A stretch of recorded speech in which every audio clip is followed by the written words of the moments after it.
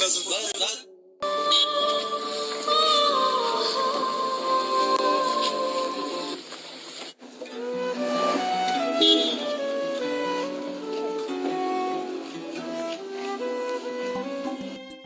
রাহুলের মৃত্যুর খবর শুনে কাঁদতে কাঁদতে ছুটে এসেছেন রাহুলের স্ত্রী প্রিয়াঙ্কা সরকার।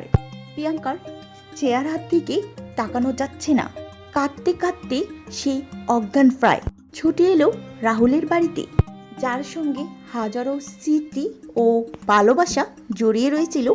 তাকে এভাবে হারিয়ে যেন মেনে নিতে পারছে না এই অভিনেত্রী। বারবার কান্নায় ভেঙে পড়ছে তিনি। স্বামী রাহুলের মৃত্যুতে যেন পাগল হয়ে গেছে তারই স্ত্রী, রাহুলের স্ত্রী। সারা রাত স্বামীর লাশে পাশে কাটিয়ে দিয়েছে প্রিয়াঙ্কা সরকার।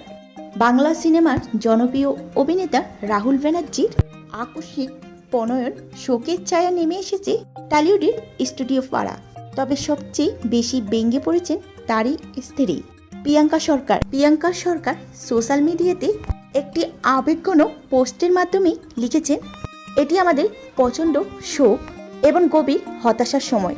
এখানে একটি শিশু, একজন মা এবং একটি পরিবার রয়েছে যারা একসাথে এই ক্ষতিটা কাটিয়ে ওঠার চেষ্টা করছে।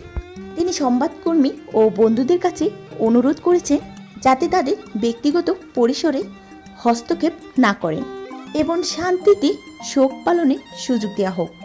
জানা যায়, সমুদ্র সৈকতে শুটিংয়ের পর রাহুল একাই সমুদ্র নেমেছিলেন এবং সম্ভবত কোনো কিছুর সাথে পেঁচিয়ে তিনি সমুদ্রের নিচে তলিয়ে যান।